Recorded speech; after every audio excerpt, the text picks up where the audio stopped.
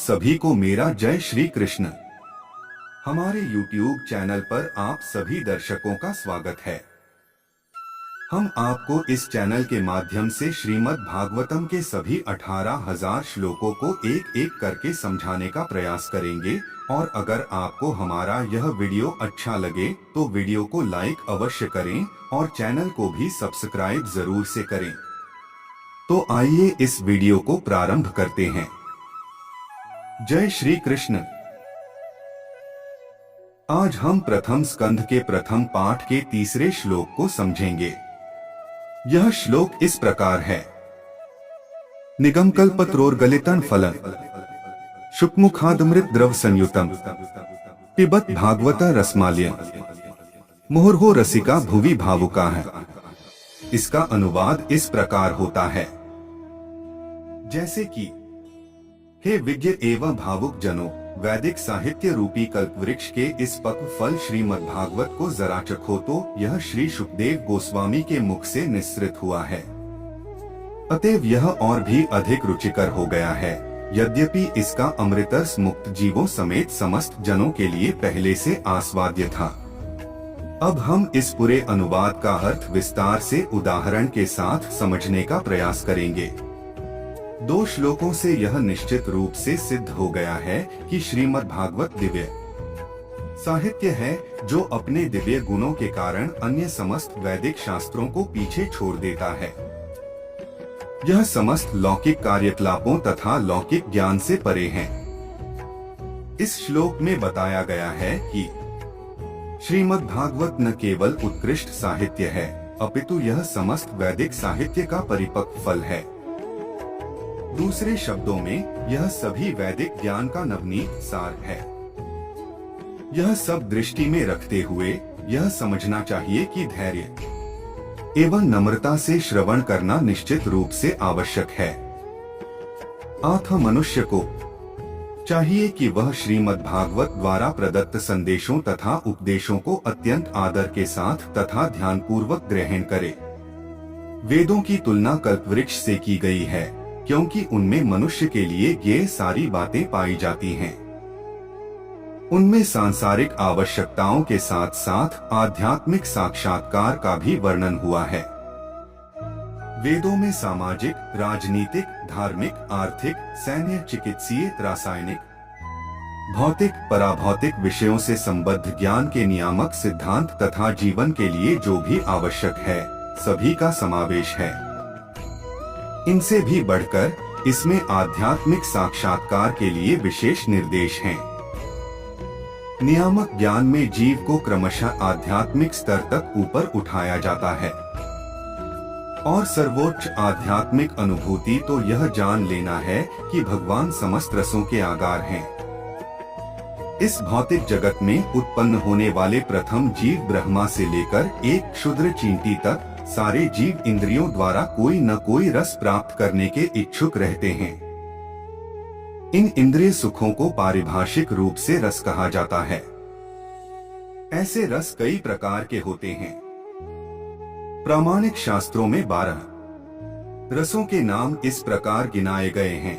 पहला क्रोध, दूसरा आश्चर्य, तीसरा दाम्पत्य प्रेम, चौथा हास्य, पांचवा शौर्य, छठा दया, सातवां दास्ता, आठवां मैत्री भाव, नौवां भय, 10वां आघात, 11वां उदासीनता तथा 12वां वात्सल्य, माता पिता का स्नेह। इन समस्त रसों का समग्र सार स्नेह या प्रेम है। मूल रूप से प्रेम के ऐसे लक्षण उपासना, सेवा, मैत्री, वात्सल्य तथा दाम्पत्य प्रेम के रूप में प्रकट होते हैं। जब ये 5 अनुपस्थित होते हैं तो प्रेम अप्रत्यक्ष रूप में क्रोध, आश्चर्य, हास्य, वीरता, भय, बीभत्सता आदि में प्रकट होता है। उदाहरणार्थ, यदि कोई पुरुष किसी स्त्री से प्रेम करता है तो यह श्रृंगार रस हुआ, किंतु यदि ऐसे प्रेम में बाधा पहुंचती है तो आश्चर्य, क्रोध, आघात या भय तक उत्पन्न हो सकता है। कभी कभी दो व्यक्तियों के प्रेम संबंधों का अंत नृशंस हत्या में होता है। ऐसे रसों का प्रदर्शन मनुष्य तथा मनुष्य के मध्य और पशु तथा पशु के बीच प्रदर्शित होता है। इस जगत में रस का ऐसा आदान प्रदान न तो मनुष्य तथा पशु के बीच हो पाता है, न ही मनुष्य तथा अन्य किसी योनि के साथ। ऐसे रस का आदान प्रदान तो एक जैसी योनि के जीवों में ही होता है। किंतु जहाँ तक आत्माओं का प्रश्न है, वे गुणात्मक रूप से परमेश्वर के समरूप हैं। इसीलिए प्रारंभ में रसों का आदान प्रदान आध्यात्मिक जीव तथा आध्यात्मिक परम पूर्ण भगवान के साथ होता था। यह आध्यात्मिक आदान प्रदान या रस आध्यात्मिक जगत में जीवों तथा परमेश्वर के बीच पूरी तरह पाया जाता है। इसीलिए श्रुति मंत्रों में पूर्ण पुरुषोत्तम भगवान को समस्त रसों का निर्झर स्रोत कहा गया है। जब जीव परमेश्वर की संगति करता है और उनके साथ अपने स्वाभाविक रस का आदान प्रदान करता है, तो वह सचमुच सुखी होता है। ये श्रुति मंत्र बताते हैं कि प्रत्येक जीव का एक स्वाभाविक स्वरूप होता है, जिसमें भगवान के साथ एक विशिष्ट प्रकार के रस का आदान प्रदान किया जाता है। केवल मुक्त अवस्था में इस मौलिक रस का पूर्ण रूप से अनुभव हो पाता है। भौतिक जगत में रस का अनुभव विकृत रूप में होता है, जो अस्थायी होता है। इस प्रकार भौतिक जगत में होता है जो अस्थायी होता है।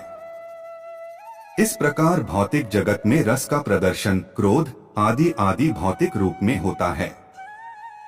अतएव जो व्यक्ति कार्यकलापों के मूल तत्व रूप इन विभिन्न रसों का पूर्ण ज्ञान प्राप्त कर लेता है, वही मूल रसों के छद्म स्वरूपों को भौतिक जगत में प्रतिबिंबित होते समझ सकता है। विद्वान अध्येता वास्तविक रस का उसके आध्यात्मिक रूप में आस्वादन करना चाहता है। प्रारंभ में वह परमेश्वर से एकाकार होना चाहता है। इस प्रकार अल्पज्ञ अध्यात्मवादी विभिन्न रसों को जाने बिना पूर्ण आत्मा से एकाकार होने के बोध से ऊपर नहीं जा पाते। इस श्लोक में यह निश्चित रूप से कहा गया है कि वह आध्यात्मिक रस जिसका आस्वादन मुक्त अवस्था में भी किया जाता है, श्रीमद् भागवत के साहित्य में अनुभव किया जा सकता है, क्योंकि यह वैदिक ज्ञान का पक्व फल है। इस दिव्य साहित्य का विनीत भाव से श्रवण करने पर मनुष्य मनवांछित पूर्ण आनंद प्राप्त कर सकता है। किंतु मनुष्य को इस बात में अत्यंत सावधानी बरतनी होगी, इस संदेश का श्रवण सही स्रोत से किया जाए। श्रीमद् भागवत को पूर्णतया उपयुक्त स्रोत से ही प्राप्त किया गया है। इसे वैकुंठ लोक से ले आने वाले नारद मुनि हैं, जिन्होंने इसे अपने शिष्य श्री व्यासदेव को प्रदान किया। श्री व्यासदेव ने इस संदेश को अपने पुत्र शुकदेव गोस्वामी को प्रदान किया और फिर उन्होंने इसे महाराज परीक्षित को उनकी मृत्यु से केवल 7 दिन पूर्व प्रदान किया। श्री शुकदेव गोस्वामी अपने जन्म से ही मुक्त आत्मा थे। यहाँ तक कि वे अपनी माता के गर्भ में ही मुक्त थे और जन्म के पश्चात उन्हें किसी प्रकार की आध्यात्मिक शिक्षा ग्रहण नहीं करनी पड़ी। जन्म के समय कोई भी व्यक्ति न तो लौकिक दृष्टि से न ही आध्यात्मिक दृष्टि से कुशल होता है, किंतु पूर्ण रूप से मुक्त आत्मा होने के कारण श्री शुकदेव गोस्वामी को आध्यात्मिक साक्षात्कार के लिए किसी प्रकार की विकास विधि का अनुसरण नहीं करना पड़ा, अपितु तीनों गुणों से परे पूर्ण रूप से मुक्त पद पर स्थित रहकर भी वे उन पूर्ण पुरुषोत्तम भगवान के इस दिव्य रस के प्रति आकर्षित हुए, जिनकी अर्चना मुक्त जीवों द्वारा वैदिक मंत्रों से की जाती है। परमेश्वर की लीलाएं मुक्त जीवों को संसारी लोगों की अपेक्षा अधिक आकर्षक लगती हैं। भगवान किसी भी दृष्टिकोण से निराकार नहीं है, क्योंकि दिव्य रस की निष्पत्ति केवल व्यक्ति के साथ ही संभव है।